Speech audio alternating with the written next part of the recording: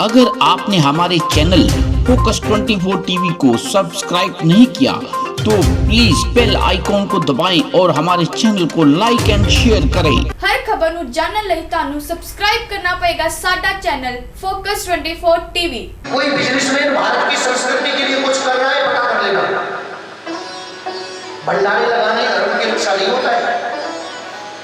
संस्कृति की स्थापना के लिए विद्यालय खोले जाए, गुरुकुल खोले जाए और उन गुरुकुलों में भारत की संस्कृति का पुनरुत्थान करने के लिए अच्छे शिक्षक रखे जाएं, आधुनिक प्रणाली को भी सम्मिलित किया जाए, जिससे भारत के बालक भारत की महिमाओं को जन जन तक पहुंचा सके, भारत की संस्कृति को जन जन तक पहुंचा सके।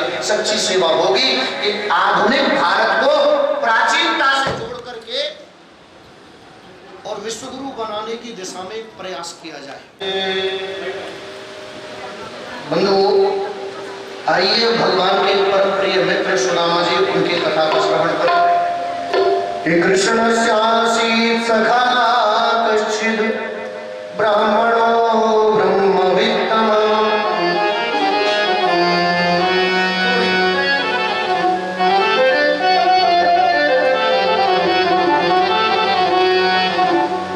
कृष्णस्यासीत् सखा कश्चिद् ब्राह्मणो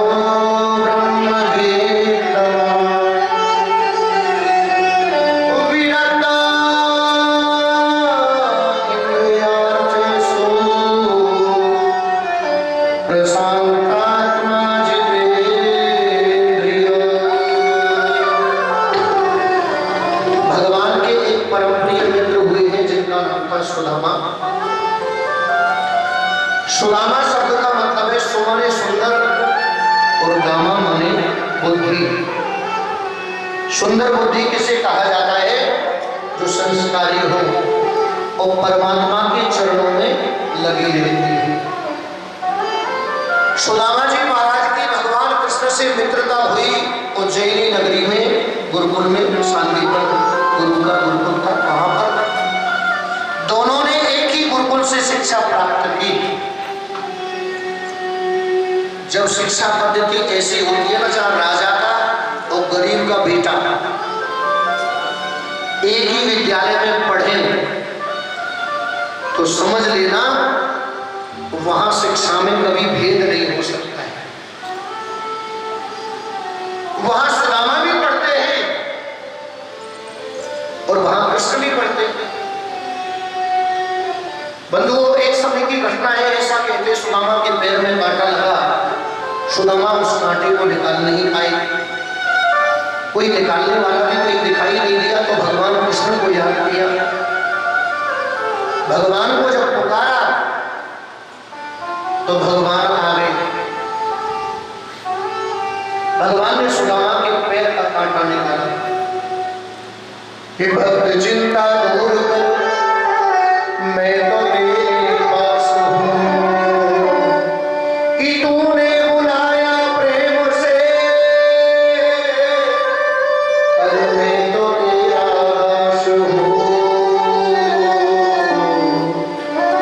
तूने बुलाया प्रेम से, मैं तो तेरा दास। आज कृष्ण सुदामा जी के पास में जा पहुंचे, जाकर के पैर का कांटा निकाला और अपना वरद हस्त फेरा, जिसने सुदामा जी के पैर की पीड़ा को हर लिया। सुदामा जी महाराज ने कहा, बंधु, मैं ऐसा कौन सा आशीर्वाद आपको दूं कि आपने मेरा कष्ट हर लिया, पीड़ा दूर कर दी। कि पीड़ा तो तुमने हरी, मैं देऊं क्या आशीष। भगवान ने कहा कि जा पग में कांटो लगो, तुम वही धरो मेरी सी।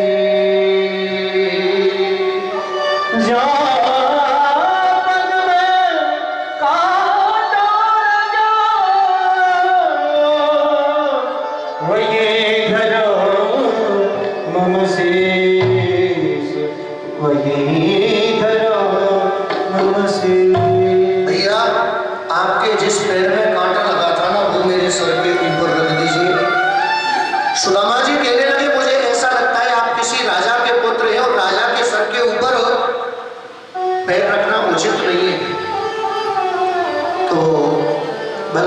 सुंदर बात कही कि मैं राजा महाराज तुम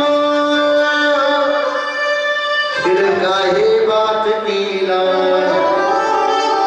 अरे मैं राजा ही तो हूँ, राजा का बेटा हूँ तो राजा हुआ, राजकुमार हुआ, लेकिन आप कौन हो? महाराज। मेरे अंदर तो अगर राजा के गुण होंगे तो ही राजा होगा, लेकिन महाराज आप तो जन्मजात महाराज होते।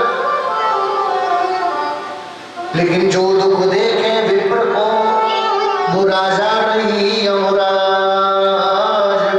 जो दुख देखे मित्र को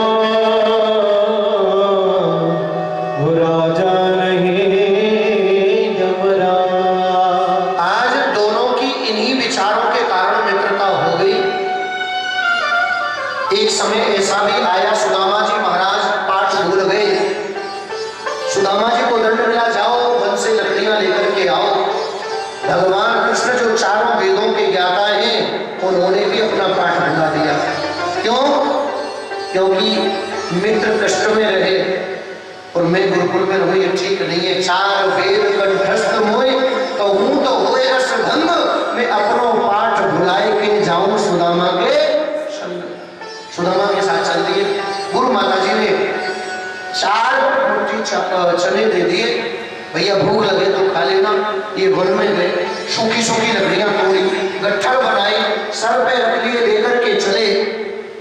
घनघोर गर्जना के साथ बादलों ने बरसना प्रारंभ कर दिया। एक विशाल वट वृक्ष के नीचे जाकर के बैठ गए, कृष्ण को पेड़ के ऊपर बैठा दिया। भगवान को भूख लगी है। भगवान ने सुदामा से कहा, मित्र गुरु माता जी ने जो चने दिए हैं उनको दे दो। सुदामा ने नहीं दिए। बार बार मांगने पर जब चने नहीं मिले, भगवान को मांगते मांगते सो गए। अब जब प्रातःकाल हुआ, जागे, फिर वो चने मांगे तो सुदामा ने कह दिया, भैया मैंने तो वो चने खा लिए। भगवान ने कहा, मेरा हम भी खा लिया। बोले हाँ। ऐसा वर्णन है कि कृष्ण ने सुदामा को श्राप दे दिया कि हक परायो खाएंगे तो यही मिलेगी सी। तू होई दरिद्री आज सो और डर डर मांगे भी। हाथ पराया खाएंगे यही मिले तो सीख। हो दरिद्री आज सो तू दर दर मांगे भी। आज सुदामा जी महाराज ने कृष्ण का वो श्राप स्वीकार कर लिया। दोनों मित्र गुरुकुल लौटे, दोनों की शिक्षा दीक्षा पूर्ण हुई, दोनों ही गुरुकुल से अपने घर लौटे। कृष्ण के 16,108 विवाह हुए, 10-10 पुत्र हुए, एक पुत्री हुई, वंश काफी बढ़ा। इधर सुदामा जी महाराज का विवाह गर्गाचार्य की पुत्री सुशीला के साथ में हुआ। 4 पुत्र इनके यहाँ पर हुए, लेकिन दरिद्रता ने डेरा जमा दिया। कई दिन एकादशी का व्रत हो जाता है। एक दिन पत्नी ने पूछा, महाराज आपका कोई मित्र नहीं है? तो सुदामा जी ने बताया, मेरा एक मित्र है, वो द्वारिकाधीश है। मिलने का मन नहीं होता, दर्शन का मन नहीं होता, वो है। जाते क्यों नहीं हो? इसलिए नहीं जाता क्योंकि मेरे पास में उन्हें देने के लिए कुछ है नहीं। भेंट में क्या लेकर के जाऊंगा? सुशीला गई, 4 घरों से 4 मुट्ठी चावल मांग करके लाई, कपड़े में बांधे दे दिए, लेकर के चले सुदामा। अनेकों दुर्गम मार्गों को पार करते हुए जा पहुंचे द्वारिका। और आपको बता दें, द्वारिकाधीश ने सुदामा जी महाराज का स्वागत किया है।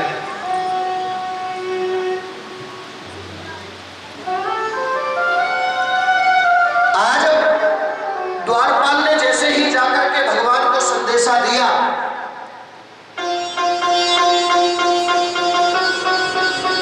भगवान को पता चला, तो भगवान ने अपने मित्र से मिलने के लिए अपनी भुजाएं फैला दी। द्वारिकाधीश और सुदामा आज दोनों ही एक दूसरे के गले मिले हैं। और बड़ा ही प्यारा भाव यहाँ आपको देखने को मिलेगा। बड़ी सुंदर झांकी आ रही है। दर्शन करके भाव से विह्वल है। आज सिंहासन पर बिठा दिया सुदामा को, कृष्ण ने चरणों के पास में बैठ गई, चरणों में कांटे लगे हुए, विवाहियां फटी हुई हैं कि ऐसे हाल विवाहिने के पग कंटक चल लगे, बोली जो आए महादुख पायो सतनु, आए इतना की तेरे मोरे, आए महादुख पायो सतनु, आए इतना की तेरे मोरे।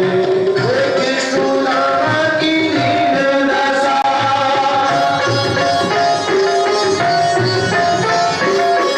कृष्णदामा की दीन दशा, करुणा करी में करुणा निधि, आदि प्रलाप को हाथ छुओ नहीं, नैनन के जल सोपत मोर, आदि प्रलाप को हाथ छुओ नहीं, नैनन के जल सोपत मोर, नैनन के जल सोपत मोर, नैनन के जल सोपत मोर। आज भगवान कृष्ण ने सुदामा जी महाराज के चरणों को धोया है और कहने लगे, अरे बता मेरे यार सुदामा रे, तालियों की सेवा करते हुए।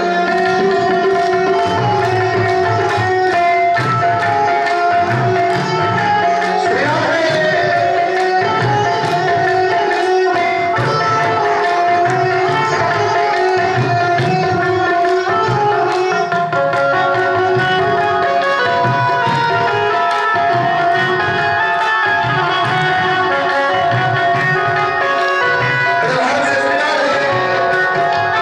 ठाकुर जी की झांकी बीच में आ चुकी है और आप सभी लोग ठाकुर जी का पूजन करें। पहले यजमान परिवार करेंगे, उसके बाद में आप लोग करेंगे। बता मेरे यार सुदामा रे, आई घड़े बिराह में आया, मेरे यार सुदामा रे, आई घड़े बिराह में आया, मेरे यार सुदामा रे, आई घड़े बिराह में आया, मेरे यार सुदामा रे, आई घड़े बिराह में आया।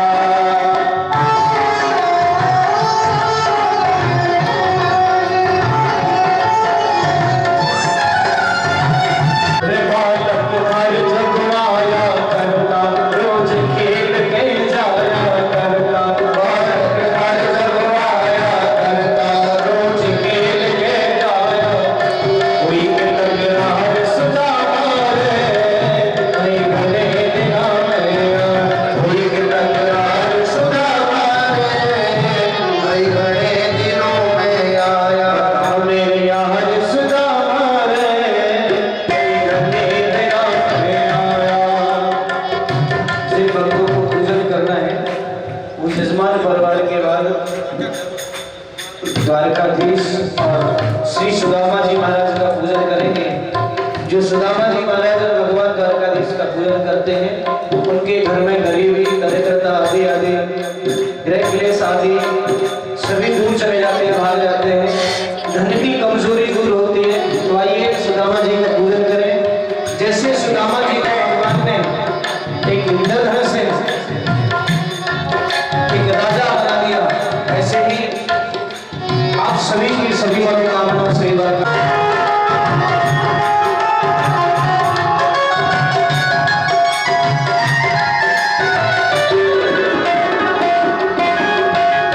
सुना दे कुटुंब कहानी, सुना दे कुटुंब कहानी, ठोकर पड़ गई ठोकर खानी, सुना दे कुटुंब कहानी, ठोकर पड़ गई ठोकर खानी, सुना दे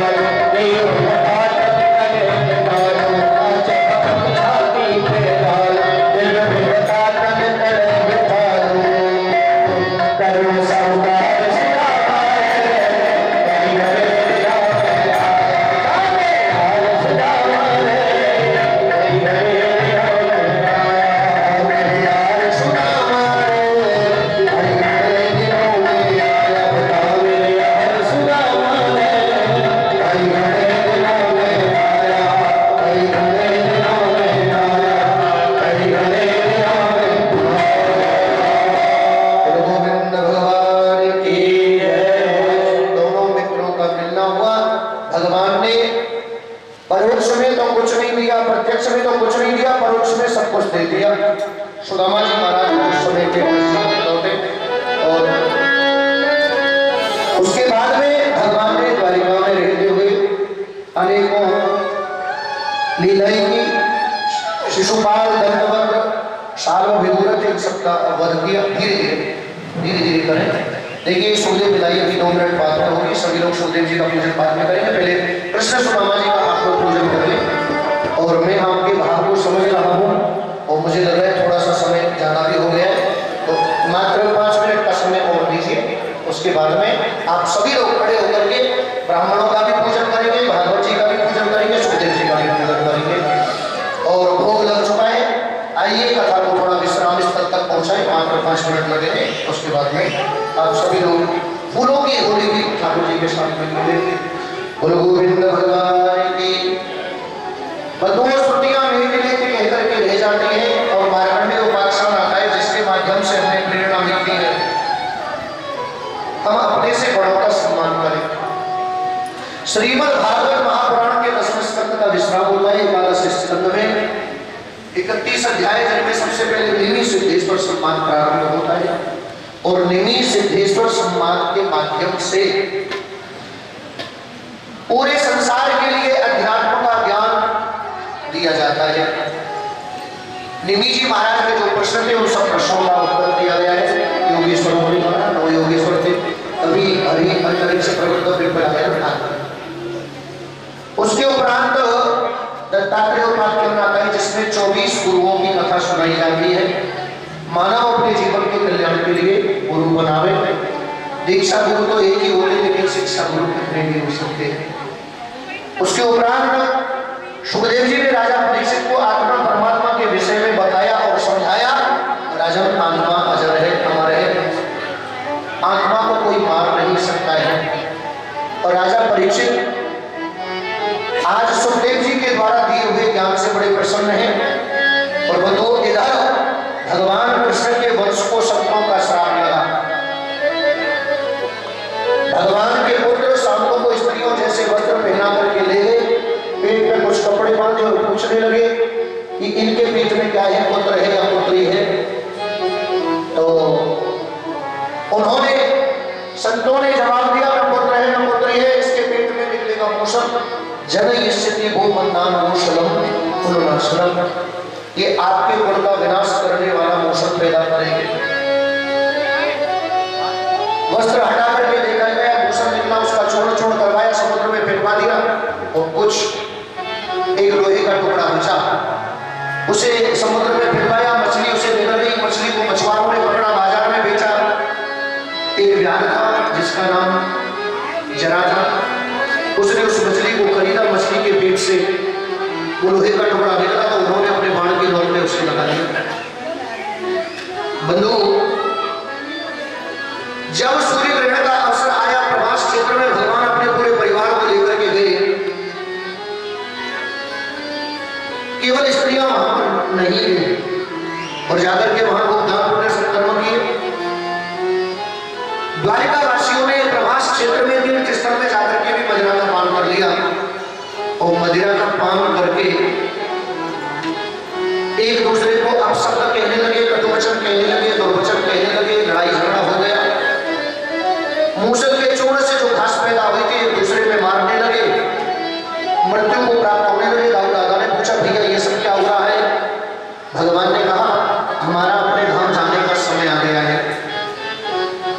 अभी हमारा परिवार भी तो हमारे साथ ही जाएगा। इधर भगवान एक पीपल के नीचे जाकर के बैठ गए। विदुर, मैत्रेय, उद्धव, इन तीनों को बुला लिया और तीनों को ज्ञान प्रदान किया और तीनों की ही जिम्मेदारियां लगाई। मैत्रेय, उद्धव और अर्जुन ये तीन लोग आए और बंधुओं, इन तीनों को ही भगवान ने आदेश दिया। उद्धव को आदेश दिया मेरी कथा सुनाना, मैत्रेय को आदेश दिया माता विदुर को ये कथा सुना देना और अर्जुन को आदेश दिया कि द्वारिका में जो लोग रह रहे हैं उन सबको ले जाना, क्योंकि 7वें दिन द्वारिका को समुद्र डुबो देगा। ऐसा ही इन तीनों ने किया। और बंधुओं, उसके बाद में सुखदेव जी ने राजा परीक्षित को आत्मा परमात्मा का संपूर्ण ज्ञान जो गीता में दिया गया है वही दिया। आत्मा अजर है, हमारे से कोई मार नहीं सकता। परीक्षित को इस बात का ज्ञान हो गया, उन्होंने सुखदेव जी का पूजन किया।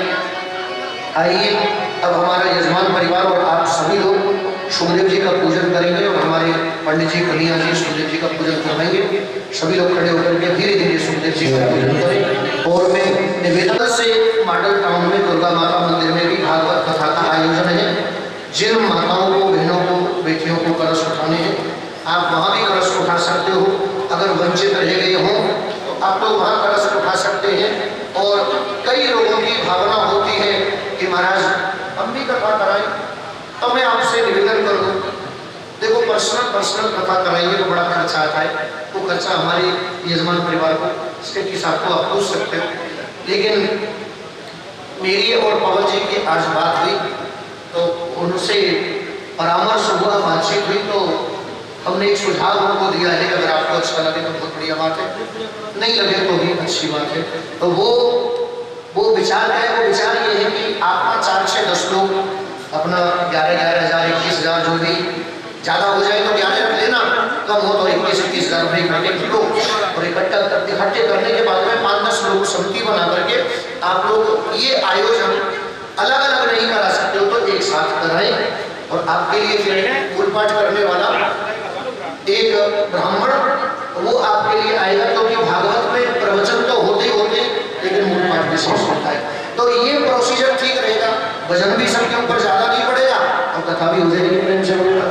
और कोई पर्सनल कराना चाहे, जैसे हमारे यजमान परिवार ने कराई है, तो पर्सनल भी आप लोग करा सकते हैं। और ये कार्यक्रम जो मैं आपको बता रहा हूँ, आप भले समिति बना लें या जैसे भी पवन जी से संपर्क कर लें। और भागवत का महत्व इस महीने में तो होता ही होता है, लेकिन अगर अपने पितरों के लिए कराना चाहते हैं तो आश्विन का महीना, पार का महीना जिसमें श्राद्ध आते हैं, तो श्राद्धों के समय पर वो आयोजन आप लोग कराएं और उस आयोजन में सब लोग सम्मिलित हो जाएंगे, सबकी आहुति लग जाएगी। तो ये तरीका मुझे अच्छा लगा, मैंने पवन जी को सुझाव दिया।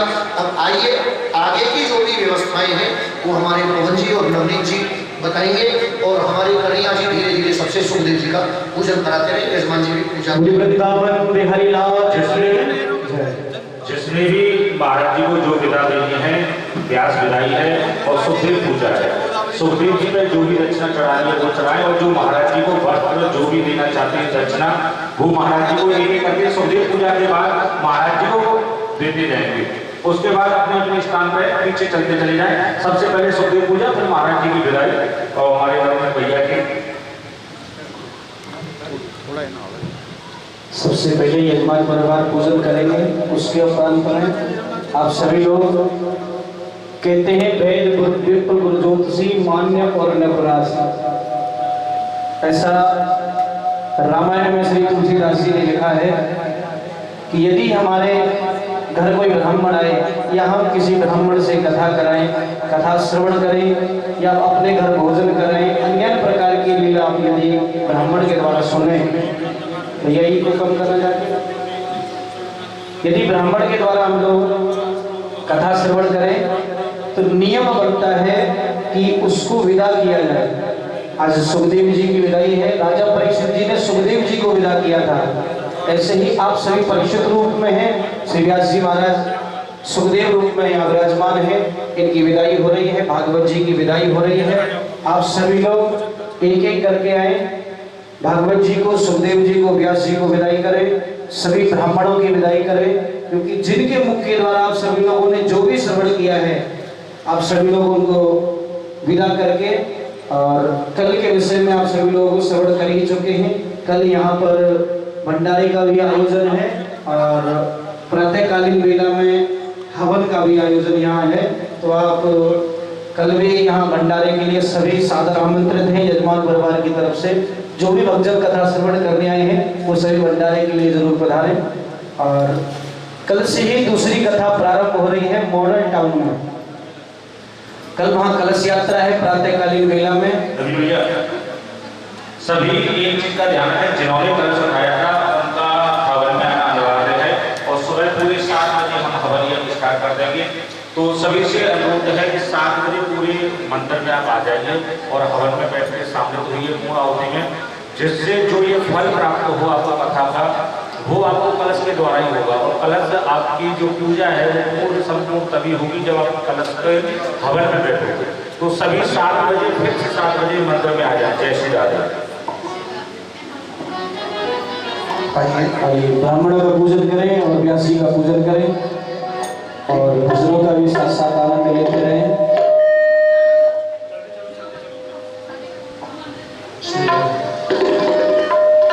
भैया थोड़ी आवाज कम कर दे, सीटी बंद कर दे माइक वाले भैया।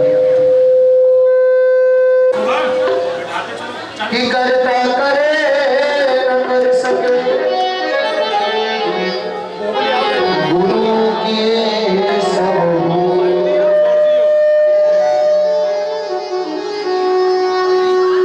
लाला ये जो गाने वाला माइक है भैया का माइक सीटी दे रहा है, उसको रोको। सात दीप नौ खंड में गुरु से बड़ा न कोई।